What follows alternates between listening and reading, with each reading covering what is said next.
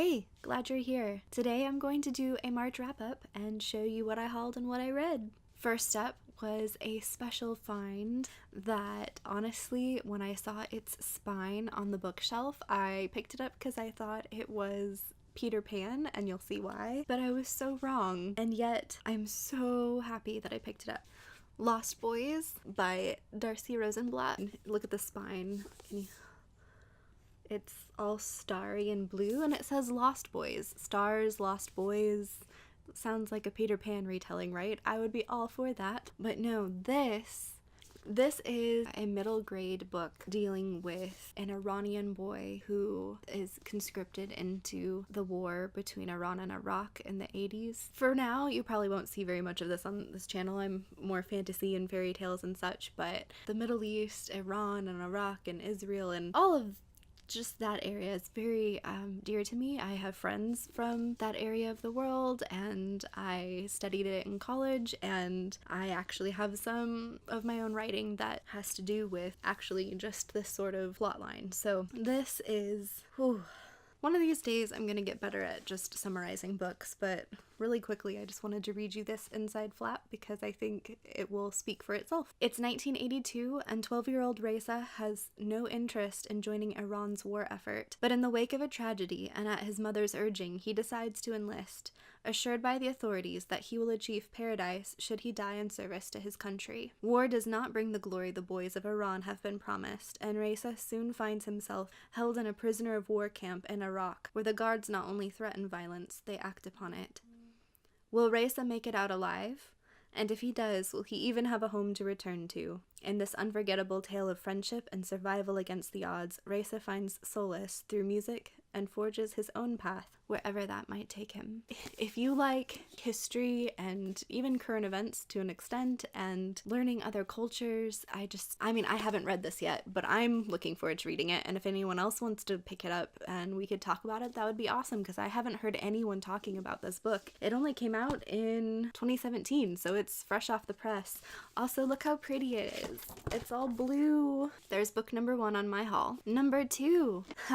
This is another gorgeous cover. This is by Lori Langdon, called Olivia Twist, and as it sounds, it is a gender-bent, like Oliver Twist story, except for it's taking place when Olivia is older, so after the time of like the Oliver Twist story would have happened, as I assume. This is going to be one of the first books I read in April, so I will be able to tell you better then, but that's how I understand it, and I'm excited to dig in. This is also another gorgeous one, isn't it? Another one that I pre-ordered, just like Olivia Twist. I've been waiting for that. That's one of my most highly anticipated reads of 2018, is another of those, which is the conclusion to the duology by Mary Weber. The first book is called The Evaporation of Sophie Snow, and this is The Reclaiming of Shilo Snow. It takes place in kind of a dystopian Earth. There is a planet that just kind of warped, I don't remember the term she uses, but a planet basically just appears in the sky against all odds and bringing aliens called the Delanese,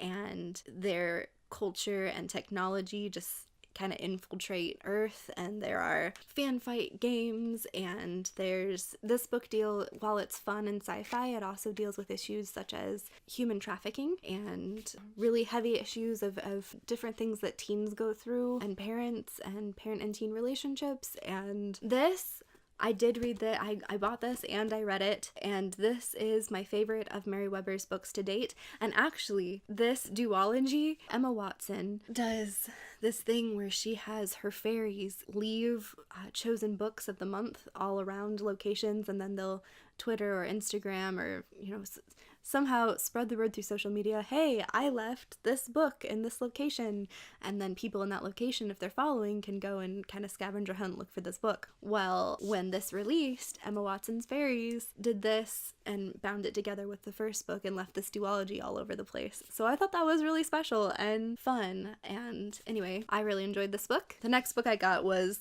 surprisingly on clearance, even though it is in super good condition. And it's the third book. It's Winter's Kiss. That's the third book, right? I have not read this yet, but I keep hearing good hype about it, so I want to give it a try at some point, and I thought, hey, wow, this is on clearance and super gorgeous, so I bought it. And then, of course, I also got another book that has been highly anticipated by much of the reading community, which is Restore Me by Tahera Mafi. This is the fourth book, I guess. So it was the Shatter Me trilogy, and then this book just released, so I guess it's continuing the series, and we're all hyped up because Warner gets a point of view in this, and everybody loves Warner. Yeah? Do you not love Warner? Let me know if you don't. I have to love Warner because it's actually my last name, but no. Okay. So I'm excited for more of these characters, and I will hopefully also read this in April and let you know what goes on. And then I received a giveaway promotional book from Thomas Nelson. It's a memoir by Jamie Blaine called Mercy Never Sleeps. There's like an opening blurb and it kind of speaks for itself, I think. I don't know, I haven't actually read the book to say, but it says, "When you are young and foolish and have no healthy fear of death, when you feel like, quite honestly, you have nothing to lose and can never ever truly die, you might pray some truly reckless prayer, something scandalous and rash like, 'God, give me adventure.' Later, you may regret this request, but by that time, it's probably too late." Thank you, Thomas Nelson. And then, last but certainly not least, is a historical fiction, a World War II historical fiction called The Taster by V.S. Alexander. This is a conspiracy against Hitler storyline where our main character, Magna Ritter, is hired to be Hitler's taste tester. So, as you can imagine, she also is in love with a conspirator in the SS and gets embroiled in a plot against Hitler, and she's his taste tester, so we can kind of follow that logic of where this is probably going to lead. But anyway, I'm excited to push through this. I just started it, and I'm actually going to have another video talking a little bit about it soon, so there's that. So on to what I read. March, I actually read a lot on my e-reader, which I really hate I really hate reading e-readers. Man, can't speak. I can't even talk about them. But I am a judge for an award thing that I can't really talk too much about, but I had to read several books on that, and I can't really talk about those either. I did randomly accidentally click on a novella that I've been meaning to read for a while that wasn't a judgy thing, and I did read that. It was called Threadbare by Bethany Jennings. That was good. Fantasy novella about magic. It's kind of hard to explain, but if you're interested, I'll leave a link. One of the books that I read in March was Grey Lore, which is the sequel to Greystone by Jean Knight Pace and Jacob Kennedy. So Jean Knight Pace was very kind to send this to me, and she even signed it. I've been trying to figure out how to talk about this book without being spoilery, because it is a sequel. So if you like werewolves and I want to say Vampire Diaries, except for this kind of reminded me of Vampire Diaries without the vampires and with werewolves and less angst. Is that possible? I don't know. Anyway, this is a world with werewolves and dogs and cats and a witch and humans who are sort of clueless.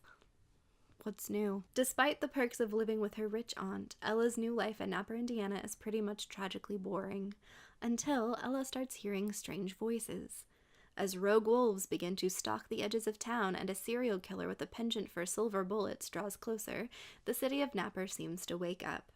Ella, with her new friends, Sam and Sarah, might be able to find out what the strange occurrences mean, except that they're all being pulled in different directions by people who love them, and some who don't. Before they lose their way to the whispers they hear from the past, or the call to a future they're not sure they want to create, the friends will need to confront who they really are and figure out what's hiding in the silence of their sleepy little town. Hey, I think that managed to be mostly not spoilery. Good job, publisher. Anyway, I gave this a 4 out of 5 stars. If you enjoy werewolf type books, then you would probably enjoy this. I'll try to write up a better review and put it on Goodreads.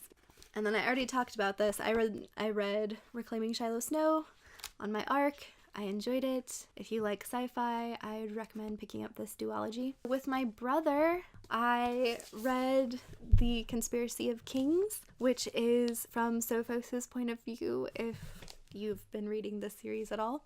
And we loved it. We both agreed that the best of this series thus far is The King of Atolia. Mwah. But this is very good and we enjoyed it and we still talk about it. This is basically what's happening with Sophos during the events of the King of Atolia, and then it carries on after that. And again, without being spoilery, I guess that's kind of all I'm gonna say. Oh, and I finished Fervent with my ladies group and everyone really enjoyed it and they're already talking about wanting to reread it, so that's good. If you're interested in a nonfiction on warfare praying, Priscilla Shire is really good. She's very simple and straightforward, and she's inspiring but also practical, and yeah, so if you're looking for a book on prayer, I would recommend this. And then I almost didn't include it, but I'm about halfway through reading Thunderhead with my brother, and he's really enjoying it, and I just love that I get to reread books so quickly. Like, I'll read a book to myself, and then my brother wants me to read it to him, and so I get to reread it and share the joy of reading with him, and that's great. So that is my wrap up for March. I did not get as much reading done as I was wanting to, but that's partly because of these books I had to judge on my ebook that I can't talk about. But I got some really good books that I'm really excited about reading in my haul, and I'm looking forward to doing that in April, and so maybe I'll come back with an April video. And in the meantime, I'm working on actually a reading vlog style unboxing video, which you will see more about. Yeah. Anyway, thanks for joining, and if you want to join my corner of community, please like, subscribe, comment, hit the little bell to hear more quickly when I post new videos, and until next time, ciao for now. You see me, you see me, you see me, now you don't, now you see me. Okay, it's still really exposed.